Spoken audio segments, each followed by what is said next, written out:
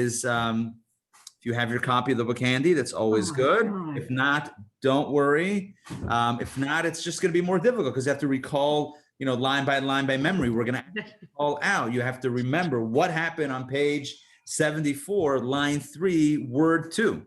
Joking. I'll go get my Kindle. Yeah, don't worry. That's not how it's going to work out. It's not, yeah.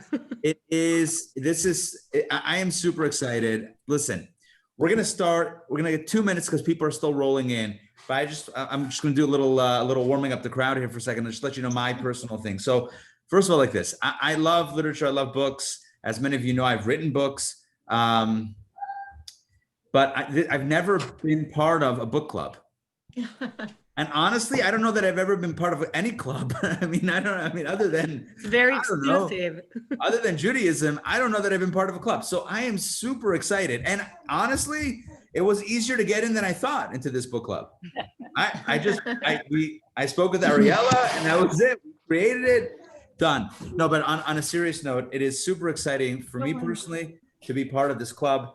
I know we have very passionate participants, people that are passionate about literature and reading and Jewish literature. And it's a unique club because the focus is on literature that is either a Jewish author or related to Jewish themes, some sort of Jewish connection.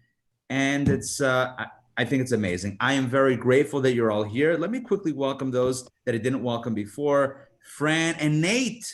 Good to see you guys. Oh, and Dror, I see you. All right, awesome. Welcome. Who else? Eve, welcome. It's great to see you. Hey, Charna, welcome. It's great to have you here. Anastasia, it's great to see you. Welcome. Let's see, who else did we not welcome? Maybe we welcomed everybody. Okay. All right. So I am going to introduce our leader, our book club guru, a Jewish book club guru. Ariela Rich is a passionate fan of literature and Jewish literature. She has been involved in book clubs and is a tremendous resource, tremendous expert in analyzing and leading discussions on books. I am very grateful that Ariela agreed to be here with us for our book club to lead the conversation. This is our first session. And I'm super excited to get started. So without further ado, I'd like to turn the floor over to Ariela. So l'chaim, everybody. Ariela, take it away. Hi, everybody. We're definitely going to get to know each other more. Unfortunately, it's virtual, but the idea of a book club is really, I'm going to bring up topics. You can bring topics, and it's going to be a discussion, sometimes heated discussion. Just fun, just to have fun and learn. We all bring different experiences to the table, and it's great to hear from your experiences. We also all bring different strength and way to see it. In my case, English is my third language, so definitely there's going to be some of you that are experts, English language, just professionals, understand sometimes maybe a word better than me, and you're going to bring that, and I'm going to bring something and your experience, and just that's the idea, to share. I just want to start by every time a topic comes up, hopefully anyone wants to feel like sharing a minute and a half, whatever. You can feel free to do it. Nothing is mandatory. No one needs to talk, but hopefully we're all going to talk. And I would like to start straight with the book. We have Eternal Life by Dara Horn. It's a book that I enjoyed in the past a lot, and I reread it for this occasion, and I enjoyed it again. So it was a win-win for me. And I just would like to start with just hearing your opinion, what you thought about the book, whether you like it or not, and just like an initial thought of it. Can be 10 seconds, yes or not, whatever. All welcome, all comments welcome. So each of us needs to unmute in order to speak, is that right? That's correct, yes. Because I noticed everybody is muted at the moment. Right, and that's usually easy, but when we're having a conversation, yeah, definitely people can unmute, and yeah. I don't know how, we all see each other in different orders. I learned that about Zoom. So I don't know, maybe we don't want to call people, so just find your space. Feel we're in a couch all sitting together. It's okay to interrupt, and yeah, no problem. Well, I'll start, if that's okay. My first reaction to the book was that it's a totally new genre of literature for me. It's Jewish fantasy, and I don't think I've ever read that before. Absolutely. And I wonder if it's a genre. I don't know how many books are in that category, but it's a great, yep, absolutely. Well, I've read a couple other of her books, and this one follows the same pattern. So I think it's her own genre, and it seems to be her formula for how she writes, which I love. It's just great. Awesome. well, this was my first time reading her, and I absolutely adore this book. Awesome. I feel like if I was an author, I could have written it, but I'm not an author, so I appreciate her talents and efforts. But this resonates way back to my childhood and the kinds of things I would think about. So. Awesome. Yeah, I've just begun on my Kindle, so I'm not very far in, but I want to say I don't want to be a spoiler, but I love the premise of this Rachel, okay, because I used to watch this TV show called Forever about this guy. Did anyone know that show Forever? No. The guy, he never dies. And that show was so cool and I loved it. I couldn't get enough of it. So I can tell that I'm going to really like this book already. There might be some spoiler alerts though. I'm sorry to. Okay. It's still worth reading. Don't worry. I think I it's want to the, make a comment. Oh, go ahead. Nope. Okay, so I've read other time travel kinds of books, like The Time Traveler's Wife, and things where you play with different ages, like Benjamin Button. But this was the first time I did it in a Jewish theme, and I really enjoyed it. And I just wanted to, okay, Nate, calm down. I just want to say that because of the presentation we had about the Second Temple, those people who were in that class, it really enriched my understanding of this book and it brought it alive. I enjoyed it very much. Awesome. yeah, I enjoyed it a lot too. I don't read a lot. And so I really liked getting into this book. Awesome. I think it's great for a book club because it's not so clear cut. Right. You can go in different directions to speak or interpret things. So it's perfect for a book club. Great choice. Thank you. Awesome. I have to admit that I haven't received my copy yet. Amazon has been slow.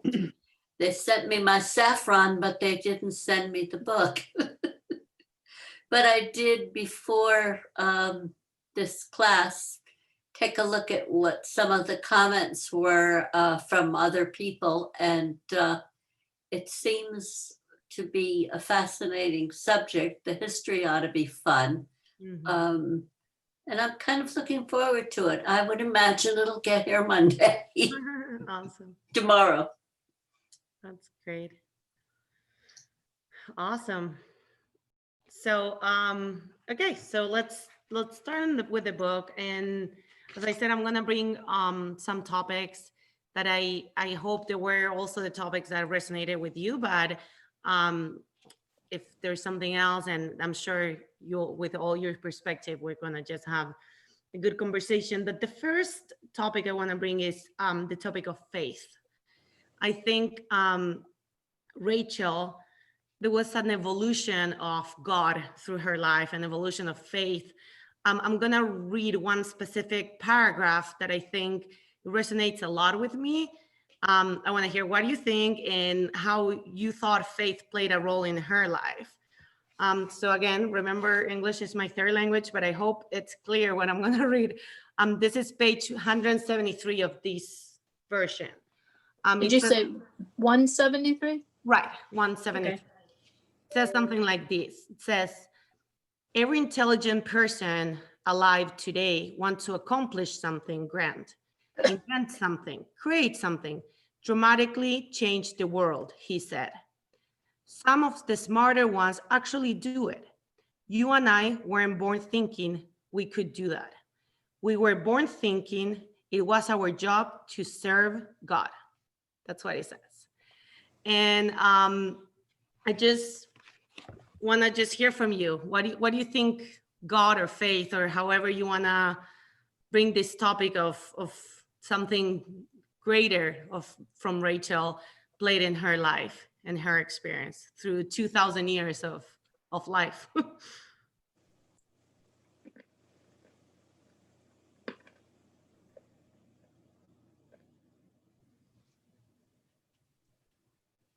I'm happy to start. I'm rereading it. Sure. And it's just I brought that paragraph up as just an example, but I think in the book, her own existence was related to a fantastic or not human possible experience. So, but did you expect it to be her relationship with God, or the way it was with the temple was there, where rituals were so centered to Jewish life, to what she evolved to be in today's life and age? And today's, she lives in New York. She has a regular New Yorker Jewish life. Is that what you would have expected from her, or was it surprising? I don't know that she ever actually thought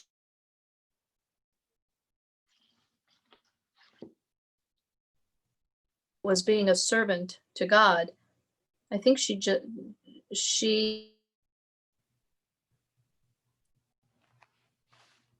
was on this gerbil wheel, you know, this repetitive motion.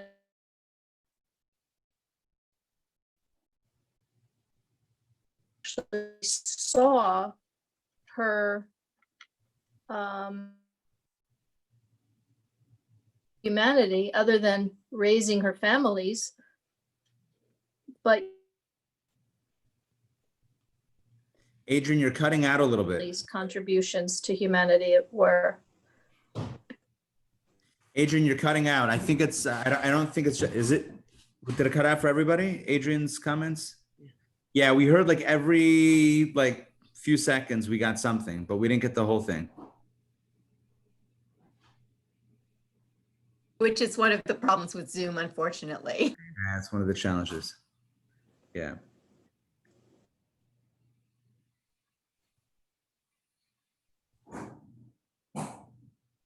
Anyone else wants any comments on how faith play a role in her life, or any thoughts on that?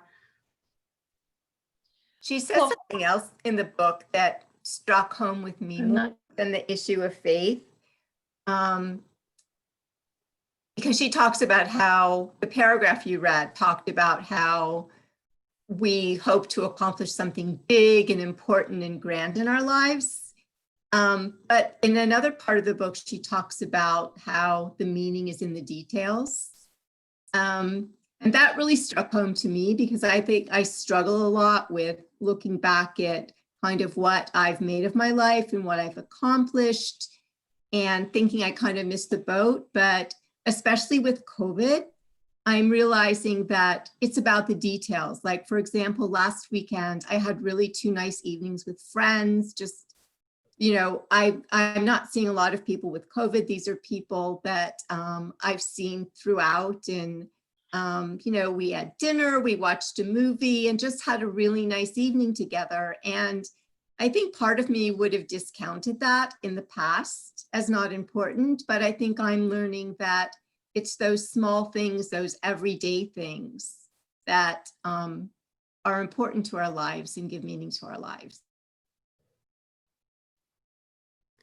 Right, absolutely. I mean, it took her a few lives to learn that, right? But, right, yep, definitely. Rabbi Ari, anything about the faith that struck to you as a rabbi? Yeah. For me, it's like she's born into this life of devout I mean, I guess everybody was on board with the temple, and that was the way of life.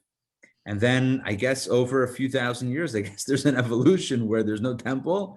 And I think her journey, in a sense, at least to me, kind of parallels the Jewish journey, where there's an evolution from a temple-based religion, right? Judaism is focused around Jerusalem and around the temple. So if you want to do something Jewish, you want to, like, you know, speak to connect with God, you go and you bring an offering, whatever that offering is, but that's where you're going. And after the temple is destroyed, which is, I think, brought up in a very interesting way in the book, which is another topic.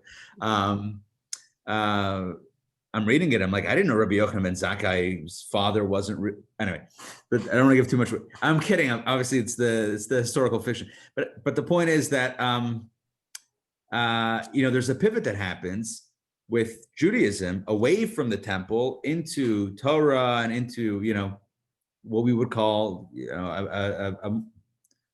I don't know what we would call it, a Torah-based system. It's always Torah-based, but it's, you know, half Torah will travel as opposed to a temple-based system. And she's also evolving. And I wonder, I mean, this is, again, I don't know if I should, you know, advance it, you know, further, but just a thought that comes to mind is, I wonder how hard it is, you know, given the book and the characters and the story, how hard is it for someone to have lived in that era to kind of see Judaism evolve and to look at the new Judaism, if you will, or the new form of Judaism, and not judge it based on what she knew before? You know what I mean? Like, we were born into a post-temple society, so we know Judaism to be this, right? Whatever this is. But someone who's lived through it all, what does that mean for her? I don't know if I'm answering anything or asking. I'm not sure. I'm just talking, but That's perfect. that's the thought that came to mind. Sherry. Well, I think And she evolved with Judaism. You know, in the beginning of her story, in the temple, the world was the land of Israel, land of Judah. It wasn't even the entire land of Israel. It was Judah and Benjamin. And over the course of her 2,000 years, her world expanded, her outlook expanded, and she grew to see the world differently. You know, and I suspect it changed her relationship with God also, because at some point in time, she decided, I got to get out of this. Right.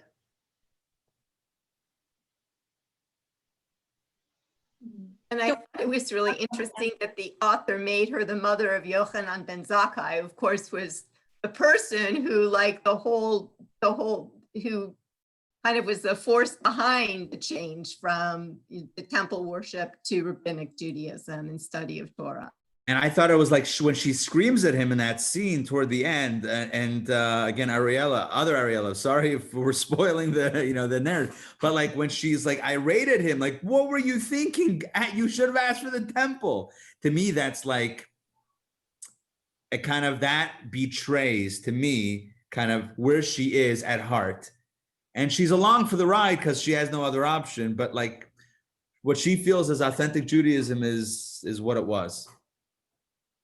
And maybe it's a metaphor for, like, you know, kind of holding on to the past and being in a different era. Right, exactly. And also you can go in more into details about it, the power of the rituals at that time. The way to connect with God was through a physical space and specific actions. It was so present that the effort was just that. And along the ride, it feels like you need to make that effort. Like, it's not that we're in Jerusalem anymore. Like, she's like, why my kids want something different? Well, we weren't there. We never saw that. We don't know that. So the way she was, every generation, she was relating to every new generation as like more further and further away from this reality, shows that we evolve. Yeah. And in a probably in a beautiful way. She had a lot of regret, and she was very stuck on the past because, let's say, her experience was pretty unique. But yeah, it's true. Susan, you want to say? Oh, sorry. Yeah, Sandrine. She doesn't talk much actually in the, in the latest days about the ritual. There's some reference to Shabbat, I think Bar Mitzvah too, but it doesn't seem to be too much part of her life. I mean, she seems to be like a American Jewish, like very what we're most used to, I would think. And I just like, she wouldn't, the experience of the temple made her be different than the common American Jewish person or not? I don't know. Well, sure. I mean, come on, if that was your orientation. See, I thought she was a person of great faith because in the beginning, she wanted to save Yochanan. And so she went to the temple. She went to the Kohen Gadol.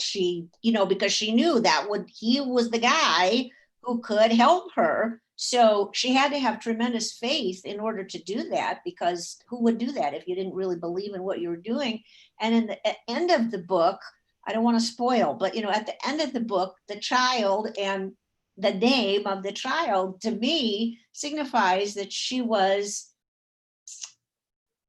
beginning again. She was beginning again. And it, to me, just demonstrated great faith in the idea that she was just going to go on. She wanted to, end it, but that she sort of redeemed herself, I think. Right. And I think that Elazar totally lost, gone, just gone. Interesting. Any other thoughts about faith through her 2,000-year-long journey? So Susan, about Elazar, I don't think he was nearly as spiritual as she was. No, I don't think he just lived in the moment from decade to century to century. And right.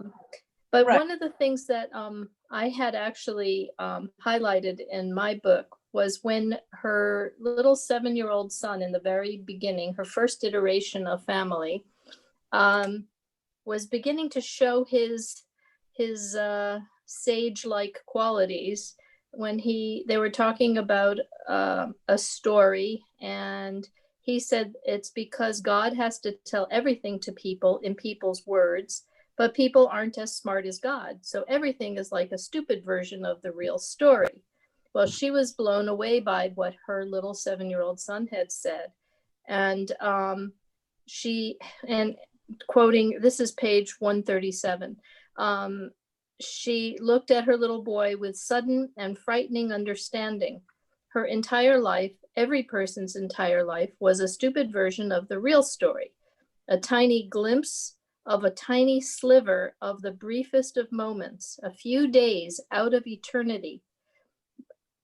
So it's kind of like maybe she just carried that with her to cope with the remainder of her eternal existence. I don't know. It kind of, that little passage kind of stuck with me. Right. Mm. Yeah. I don't know if anybody else had recalled that from the book.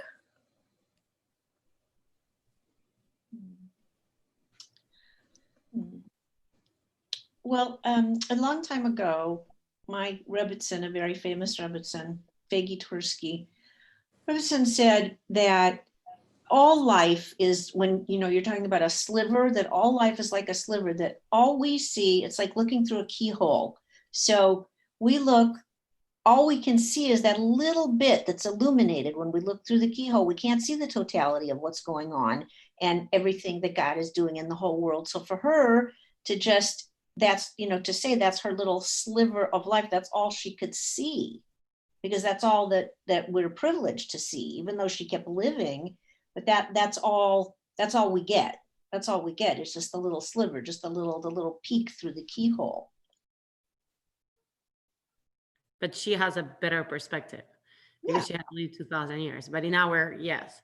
Yeah. And we're all like, I mean, it brings you to this question is like, is she what you would expect to someone that has lived 2,000 years? I mean, we're probably all these little immature people around her, and she has that zoom out perspective of of real life.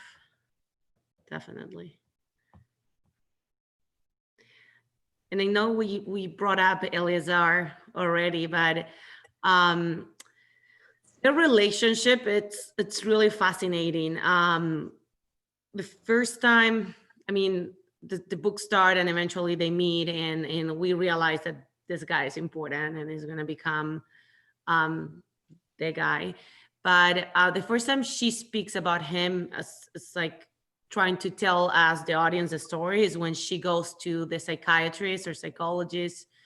And this is pretty in the beginning of the book, and she's like, he's an awful person. He's just this awful, awful, awful person, but I cannot stop loving him. And did you get that feeling too, that he's an awful person? And what do you think about the relationship through these 2,000 years? How do you get some sympathy for his actions in his life? Or you agree with these, like, she's stuck with him, loving him, but he's an awful human? I don't know that he was really awful so much as he was just very cynical. He just seemed to me to be very cynical, very kind of earthy in a way. And I think they were so connected. I mean, clearly they had passion for each other at the beginning. But I think they were so connected, or she was so connected to him, because they were the only people in the universe that shared that experience. And so no matter what iteration she went through in her life. So is that what connected? That's what I think. It may not be what started it, but I think it's what kept them connected. And to me, it seemed that he was very cynical about the power of the religion itself, particularly the power of the ritual. In some ways, I felt that she was a lot more spiritual than he was. I felt the same way. I mean, like, even from the beginning, he's basically stalking her. Did you, like, that's the sense that I got. He's like, oh, I've been watching you on the temple steps, and now I'm going to, like, hold on to your scroll while you're holding on to it and give you, like, a fake scroll so that, and then me in the tunnels. It's like the whole setup. But, and then there was one scene, I think it was in the beginning, when he encounters her and she's like, oh, he found me. So it's like, there's this like kind of love-hate relationship, but he's definitely he's a very complex character, I think. Yeah. Right. I think he was very one-dimensional. He loved her, he wanted her, and that was all he cared about for 2,000 years. Nothing else was important to him. Her families, talk about her children. I mean, you don't get that sense from him. He said, there was one part of the book, he said, sure, yes, he said, all my wives loved me. He never said I loved them. And I think that he was just, extremely straightforward from the get-go. He wanted her, period, the end. Everybody else, be damned. And I think that's why, because he caused Zakkai to meet with an unfortunate end, which, don't you love how she weaves history into the story? And I think that's why she said he was a terrible person. And that she just never could get over that, but she also could never stop loving him. So it was just awful for her, just, tearing her apart. That's why I think that at the end of the book, I think, to me, she was just completely reconciled to this is, she got married and knew, she began again in happiness. So, and I think he, and she said that she read that he was, on his way to Mars doing something. So she would always be aware of him, but that she ended up to be content and he didn't. Do you get a feeling, or anyone, that was it, that she was beyond him? Or in 2435 they will re-meet again? Like, is it really just another breakup from a teenager relationship, or this is it and she's over the relationship? Oh, I don't think so. No, I don't think she's over, ever. Right. I don't think that's ever going to happen. Jerry, what were you saying? I said, she's never over. They're tied through for 2,000 years of history. She has no way to escape. She tried to die.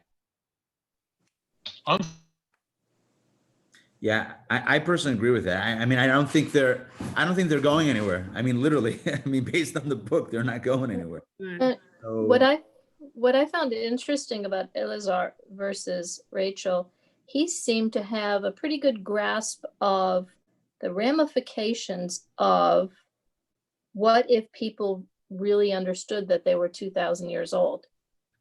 And he kept trying to prevent her from figuring out how to die at the hands of her granddaughter's scientific knowledge. And he kept begging her to keep on moving, even though he tried to tell people, they always laughed at him. And he understood that it could be problematic in humanity.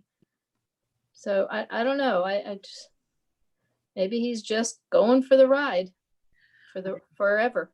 Right. Yeah, I mean, you touch on these, Rabbi Ari, but he definitely had some sort of like, I'm the one that can save you. Here's your passport. Here is your documents. This is what the world is right now. You're living in the temple. I'm the one that's gonna tell you how to live in this year and this time, and you need to follow me. You need to follow my lead.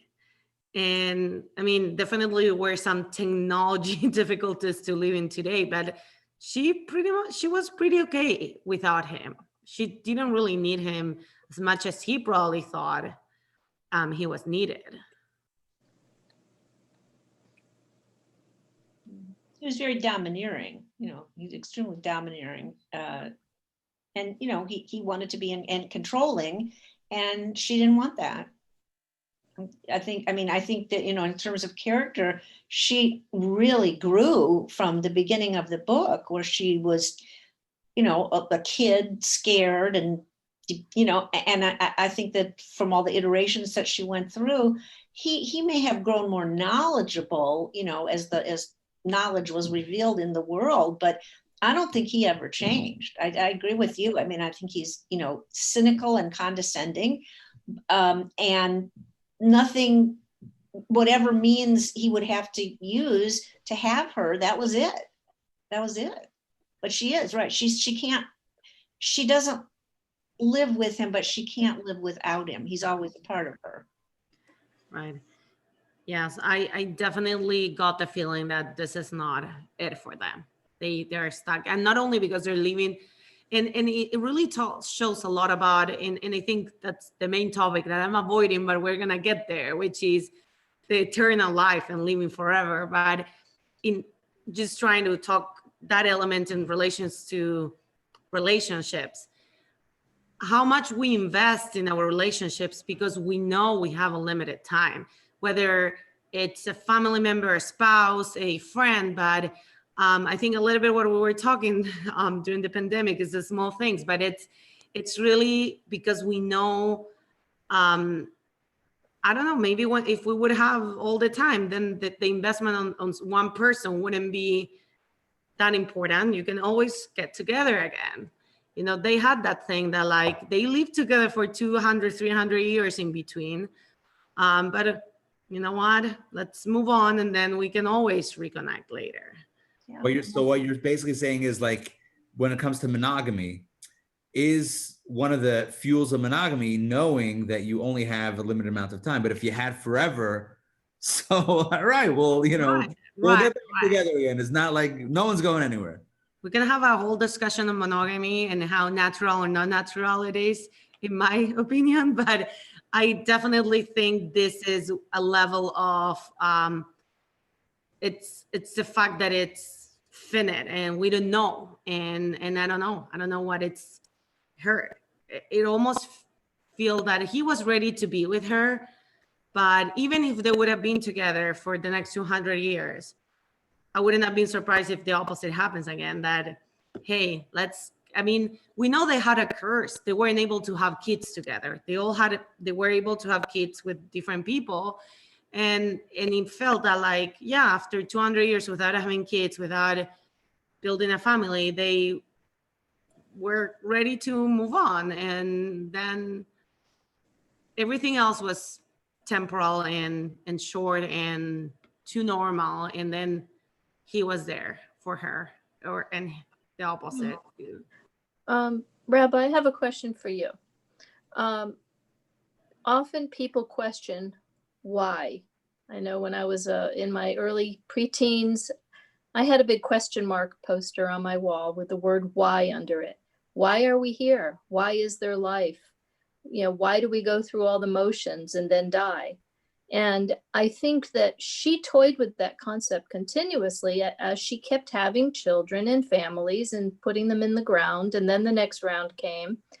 And it just, to me, it got me thinking back to my adolescent days again. And, you know, questioning, you know, why are we going through all these crazinesses in the world, the wars, the pandemics, the injustices, but yet when it's all said and done, our lives end and the rest of the people who are still around carry on. And it's just, I don't know, did you have these kinds of thoughts when you were reading the book? So I think it's a great question. And I think it touches on, to me, it touches on like the big idea of the book, which is, you know, the meaning of life when you're living forever. And does it, so when you were formulating your question, I actually thought you might have gone the other way. Like maybe this answered some of the questions. That's actually where I thought you were going. Like the question of, you know, why are we here? And then why do we die? That type of question. She presents it in the book as, I think, kind of a blessing, but I don't know if we're going to get, I don't know if I want to get too ahead of, I want Ariela to lead the conversation. I mean, maybe we're not ready for that piece yet. That's like the big idea. Yeah, I definitely think that's a big idea. And let's introduce it, and then we can go back to faith and we can go back to relationships with the lens of the main existential question on the book, which is, first, what is the meaning of life? And what is the meaning of death? And what is the meaning of the life without death?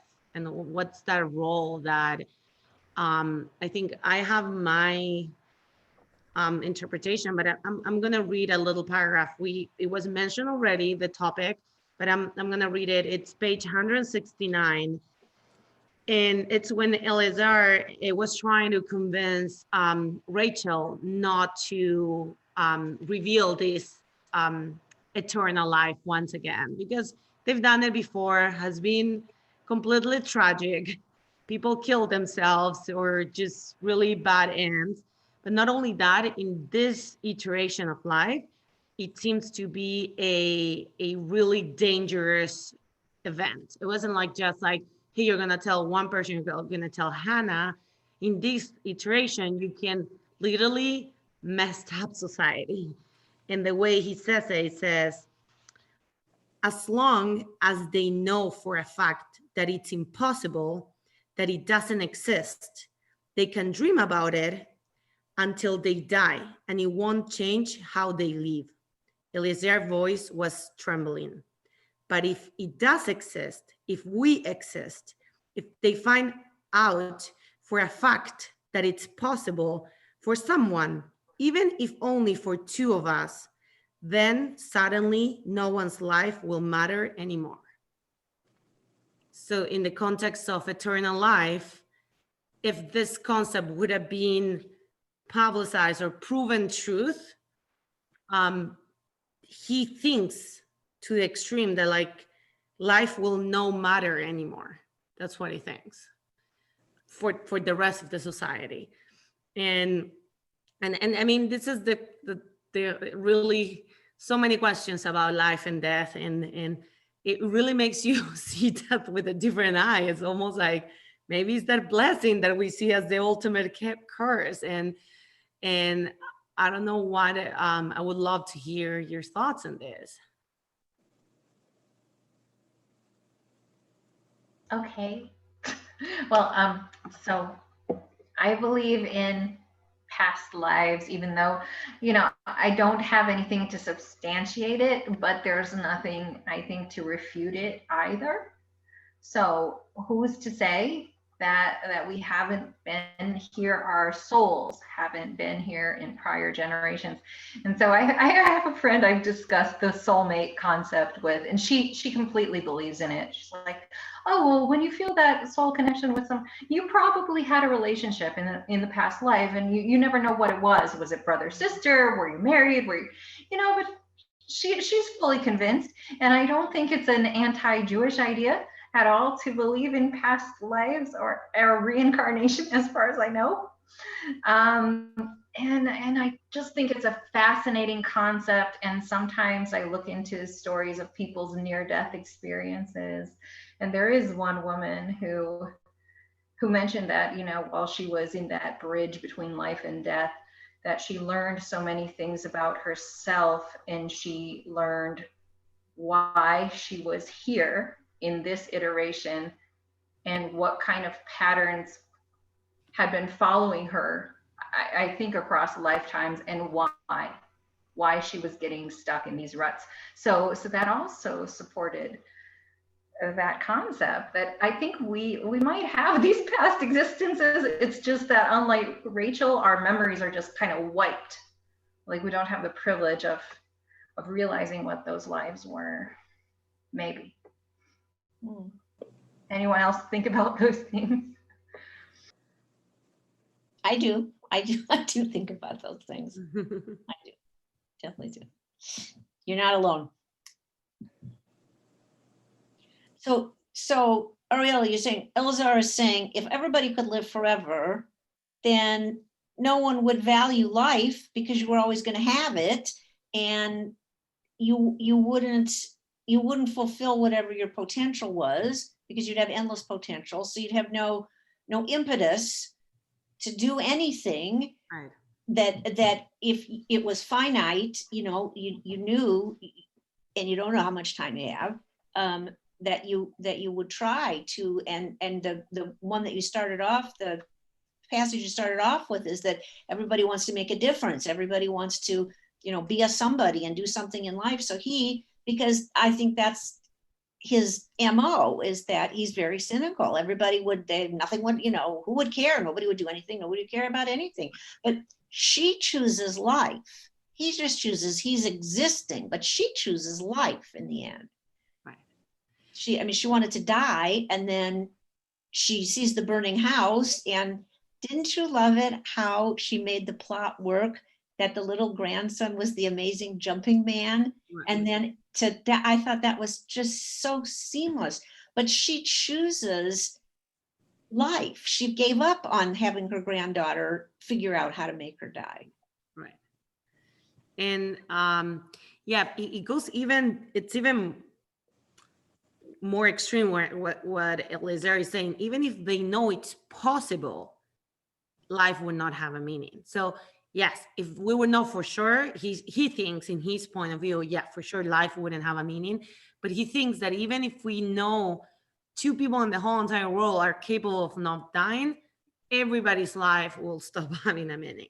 And again, this is his perspective, but Rachel, till the end, she's ready to prove it. It clearly, she's in her last life. She's clearly over it, but in her New York life with Hannah, she's ready to prove it and say, like, this is real. I don't care the impact it's going to have in all of you. But he sees it really dangerous.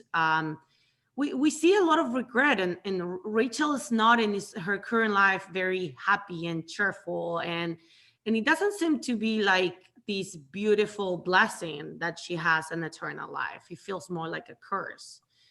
And but what is it? I think for me, and I'm not those of buying the like, oh, this book changed my life forever. But if you would have asked me what is the meaning of my life before I read the book, and what is my driver, what drives me, it would have been something that I could do in 120 years, or I could do in 1,000 or 2,000 years. It would be whatever it is something that could still be there present. But now I'm like, maybe the driver in my life is death.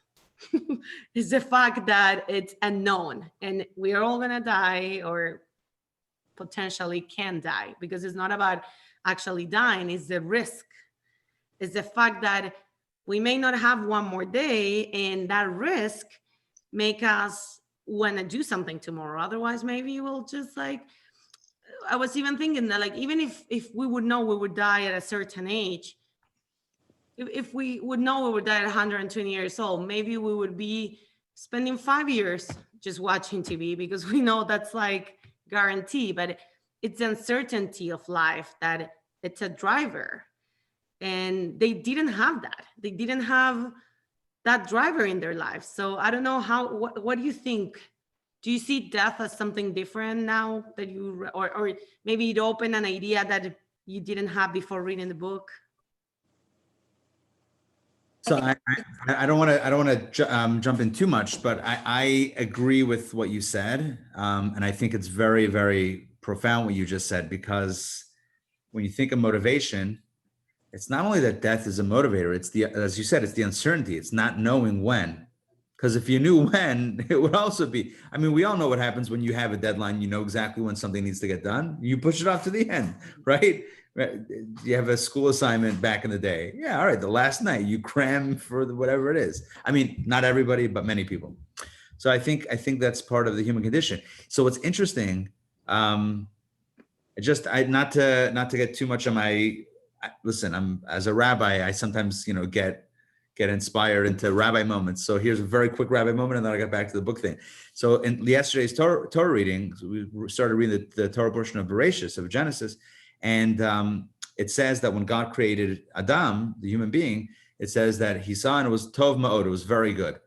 So the commentary says, I think the Talmud or the Medrash says, tov is the angel of life, and tov ma'od is the angel of death.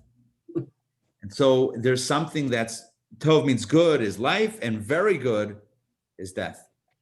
So how you explain that, there are many commentaries to explain that very enigmatic statement, but I was just thinking now along the lines of saying the death, the blessing within having that finite certainty.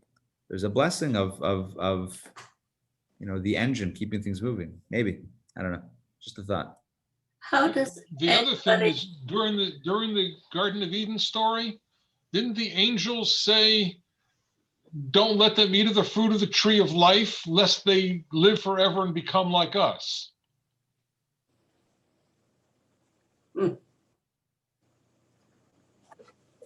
Yeah, clearly eternal life is not always desired. Does anybody think that what we're going through right now with this pandemic possibly colored your view of what you're reading and what you're thinking? I mean, I just put some gas in my car for the very first time since February. Seriously. And it didn't need it yet.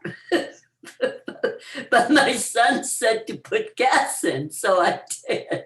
But, our lives are so very different. And I'm sure that everybody has thought of things in their lives before, and just we're all dealing with it in our own ways. It's just, I guess, what I'm trying to say.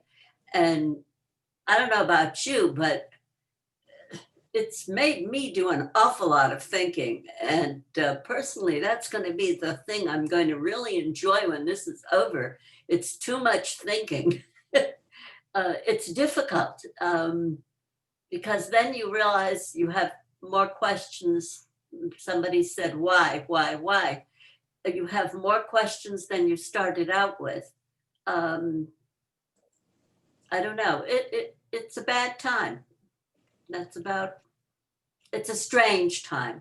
Maybe that's a better way of putting it.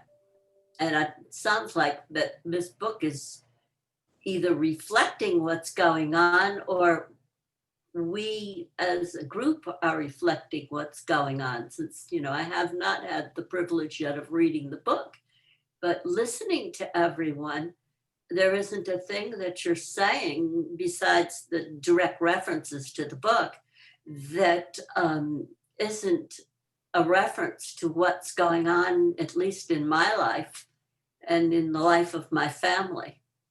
I don't know if anybody else feels that way. So are you saying that you feel like the book has given you a perspective of comprehending our purpose being here alive, and with an unknown ending to our life coming, makes it more palatable? I don't know. Since I didn't read the book, I'm just responding to what I'm hearing everyone else saying about the book, which they're really not talking about the book anyway. They're talking about how they feel and how they interpret things, which is the whole point of this. But I don't know. I'm so far, I've got more questions than answers. I don't know if anybody else has a few answers, and if they do, how wonderful. One answer would be terrific. But there's just been so many things that have popped up in this last 6 months. I reconnected with a friend that now lives in Hawaii. And I mean, it's just been weird. Just so many things happening. The problems with my immediate family haven't gone away, but they seem to be palatable. I don't know. It's like I said, there's just more questions than there have been answers. And I don't know whether that's also a function of age, and it could well be. Maybe some of the younger people haven't felt that way, but I don't know. That's kind of what I'm getting from the discussion.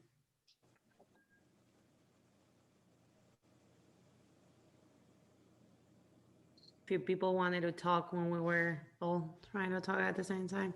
One of the things about Zoom, but anything else about the meaning of death in the book, and yeah, personal. Are you gonna? No, go ahead. Whoever's talking should unmute. I think I'm unmuted. You're good, Andy.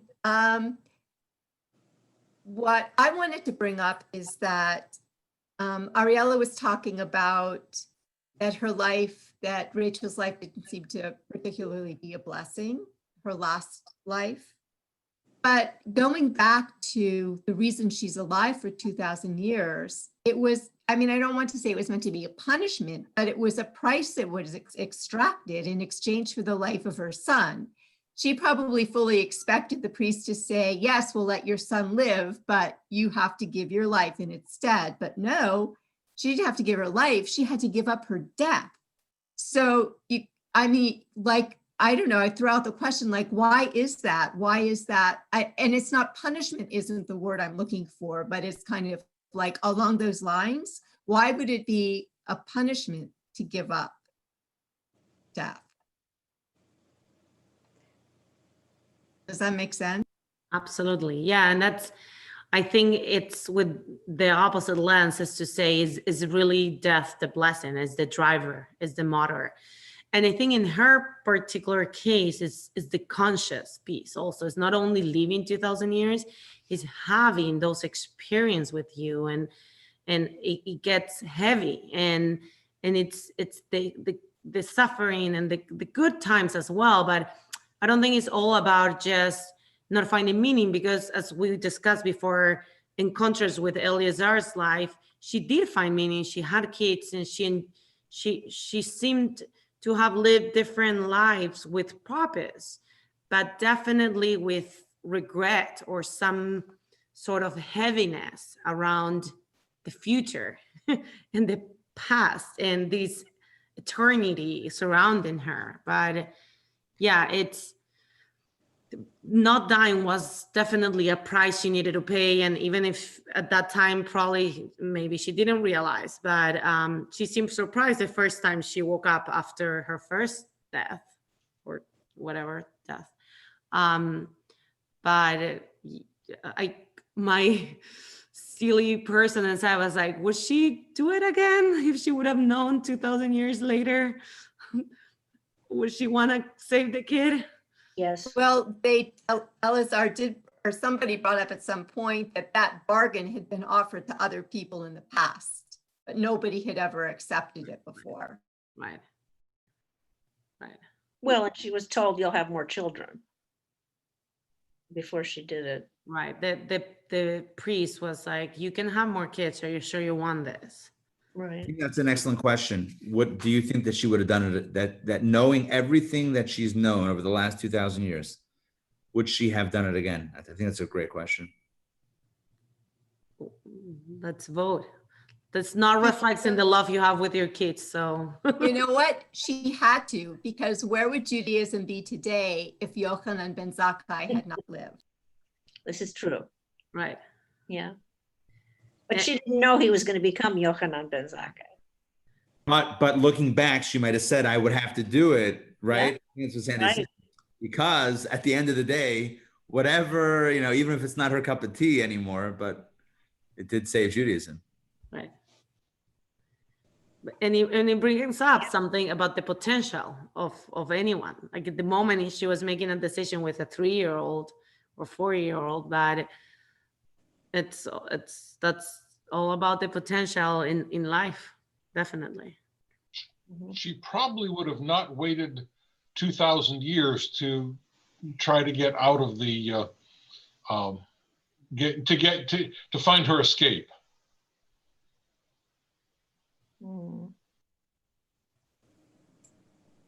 Right. Ariela, why do you think that Hannah, the granddaughter, in the end, she abandons the research? Right. So tell me, what do you think that means? So I think that through the experience, she also saw the power of death. Mm-hmm. I think in the last few pages, you can read her little research thesis or just research explanation. And we want to get into new development and new research, but she thought that crossing that line would bring too much damage. And it's I mean, and at the end of the day, it doesn't match with what Eleazar was saying is Exactly. this is not a blessing. This is not, and they had this like Google chat in which people were like, do you want to live forever? You don't want to live forever? And people were like, yes, I'm all about living forever. But I think she was able to understand that, Hannah at the end, and Rachel all along, and Eleazar all along, but Hannah at the end is us. Hannah is the audience somehow. It's like, this sounds cool, but we learned that there's something good about dying. And that was something, Ariela, you were mentioning about maybe we know there's afterlife, or we believe very, very like deeply where there's afterlife. Even I think the person with most faith in complete knowing that a Mashiach is going to arrive and there's afterlife, even those people, it's the immediate is what we are doing today, which is what we're scared to lose. I don't think we need to, and that's what Rachel had forever. It's not about some sort of life or some sort of existence. Is consciousness, is what we know today. I think if someone would come and sign like guarantee God revealed, there is something, you're gonna live forever. Still, we want this life. We're motivated today to live here. I don't think knowing or having faith take away that pressure of death at the end of the day. And we're scared about mentioning, and it's sad, and it's terrifying, and I'm like, this is something so far away. I mean, hopefully we see it as like distance, but it's also imminent. You don't know. It's that's element. It may be what motivates us to build those relationships and to invest in people and to just wake up the next day and make this world do something. I would have never said what motivates me and drives me to do things is potentially dying before reading this book. But I think there's something there, and it's real. It's the risk. And I think what you're saying, I think it just highlights, we think naturally, like if this is a blessing, then more of it is more of a blessing. And that's like the natural thing. Like science for sure should totally like work on eliminating death. Like that would be the holy grail. That would be amazing. And that seems like the obvious take, the obvious position on life, right? More life is good. Who likes that? No, death is terrible, right? The goal is to get rid of death. And it's just through this book, it's like, I can speak for myself.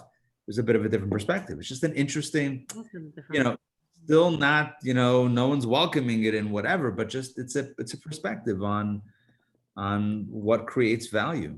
I guess scarcity creates value, right? I mean, that's kind of what it is. Also, be careful what you wish for, right? You might just get it. That's right. Right. The part of the curse, I think, was the uniqueness, how there were two in the whole world, as far as they knew, that they were in this situation. The fact that part of her weight was that she was never able to be honest, 100% honest with anyone beside Elazar. So Elazar was the only one. She was herself, her 2,000-year-old self, with a mom and a dad that are real, and that's, I think, in her personal self, that was heavy for her. That was a problem. But so I do balance those two things. What if eternal life would be for everybody? Would that be different? Because I think if we're the only ones in that situation, that's pretty hard. But do you think that if eternal life would be for everybody, maybe it would be better? And I don't know. So I thought it was cool, Ariela, that you said, until you were reading this book, you didn't feel like death is what motivates you, but now the existence of death really does. So for me, it's not so much that, it's just that if I won't evolve in this lifetime toward the direction that I think I need to be, like the ideal, I couldn't achieve in even one lifetime. But if I won't get there in this lifetime, I just have this sense that my soul will be doomed, like to just keep coming back. Because I believe, like, to me, eternal life is not like we have earth life in our bodies, and then we have that other life, like when you get to hang out with Hashem. And I think it would be like way cooler to hang out with Hashem than have to keep getting sent back onto the planet, like over and over again. Like, you didn't learn your lesson, Ariela, this time, like maybe you'll get it right in this lifetime. That's how I kind of feel. And this is all just pure intuition, but that's how I feel. So that's what motivates me. I'm just kind of like, oh, well, if I can't break out of these ruts, I'll just keep coming back to earth till I get it right. Well, by Ari, there is a reincarnation class in the books for you, I think. Yeah, we've actually done one, and I will probably do it again. You know what? If it's popular, we'll bring it back again. It's like an awesome topic. Yeah, definitely. We'll bring it back again, guys. All right. I'm going to stop with the humor. Anyway, I just want to mention scheduling things. So Ariela and I spoke about going between 60 minutes and 75 minutes. So we're right now at 66 minutes. So within the next 9 minutes or so, we're going to close out. Just in case you're wondering, what's the schedule here? I meant to mention at the beginning, but we're going to go within, it's another 5 minutes or so. So I think we're going to just bring everything together and maybe final words. Yeah, I would love to hear. I mean, I think we start talking about faith and relationships and evolution of ourselves, and then the main topic about death and life and the meaning of both and the both together. But if anyone has any last closing comments, I'm very happy to hear. And then Rabbi Ari is gonna announce the next book, so that's also interesting. So yeah, any closing comments about this book? I think it was a great choice for the first round. Awesome. Yes, I definitely agree. Good choice. Yeah, how about? Thank you, Ariela. Awesome. Thank you for coming. And it was a lot of fun. And book clubs are really fun. So hopefully post-pandemic, we can do it in person, and it's really nice, enjoyable time. So I appreciate everybody for coming. Yes, thank you, Ariela. Thank you. This is amazing, amazing book and amazing discussion. So are we ready for the big reveal? Yeah, big. Okay. So here's the thing, simultaneous to my announcement. By the way, if you thought this book was good, wait till you get the next one. Off the charts good. So listen, so simultaneous to my announcement of the title, I'm also going to drop the link into the chat. Now, if you can't find the chat, don't worry, I'll email it out to everybody anyway. But let me see if I can time this. Where's my link? 1 second, it's gonna happen. By the way, I looked up, I was doing some fact checking on myself. I found my statement, the one that I quoted before about when God said, it's good. And then not only good, but very good. So it's from Bereshis Rabbah, which is the Medrash, chapter 9 or chapter 10. Looks like chapter 10. Rav Shmuel Bar Yitzchak said,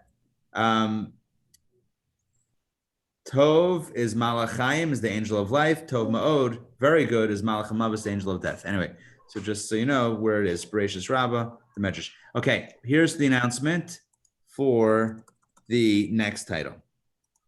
All right, and the title is bum, bum, bum, bum, bum. It's called Henna House. It's now in the chat box. Henna House.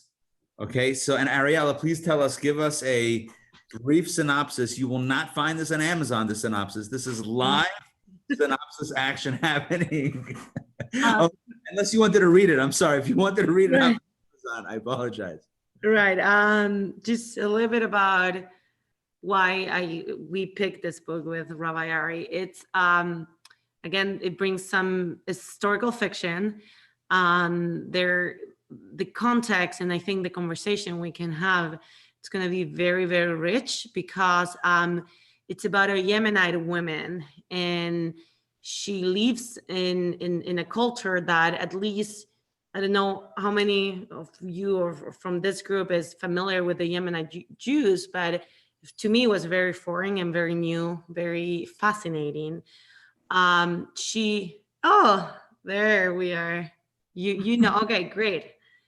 So that's, yeah, all the research, all you guys, we're gonna bring into the table, but the book ends with them arriving to Israel, but it's all her life. I mean, the main character is a woman, and her journey through this culture that it's rich and beautiful, and the story is fun, is fascinating, but it's gonna, I mean, he opened my eyes to a very rich and different culture, and also I think we're gonna see some contrast.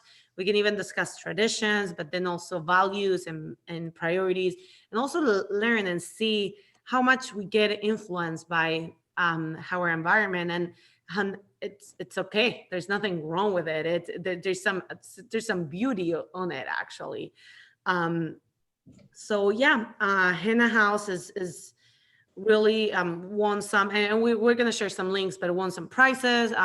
Really fun, easy read. So it's well written, but it's not more than 300 and something pages. So we're gonna try to stay away from the 600 pages book. Don't worry. Yeah. So I hope you join and you enjoy it. Hopefully you're gonna order it and read it. Thank you. And I should mention also that as far as the next date, let's get this on the calendar. I think it's on the website. So it's about a month. So it'll be November. What's the date? Anybody have the date? I should have the date. One second. We rely on you for these. I know, right? And like okay, here we go. The next date I have is, it's November 15th. That's the date that I have. Perfect. Is that a Sunday? Sunday, yeah. It's gonna be the same time, And- Sunday, 8 p.m. Yeah. 8 Sunday, November 15th. Yep. That's what I have. Is that actually a Sunday? Let's just double Yes. check to make sure. Double checked. Yes. Yeah, okay. So that's it. Sunday, November 15th.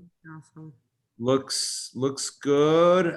If I'm missing anything as far as like conflicts, let me know. But otherwise, I think we're good. Once again, thank you, Ariela. Thank you all for being here today. Everybody. Appreciate it. Ari Sollish. Couldn't have done without all of you. Thank you. Thank you. Cheers. Thank you.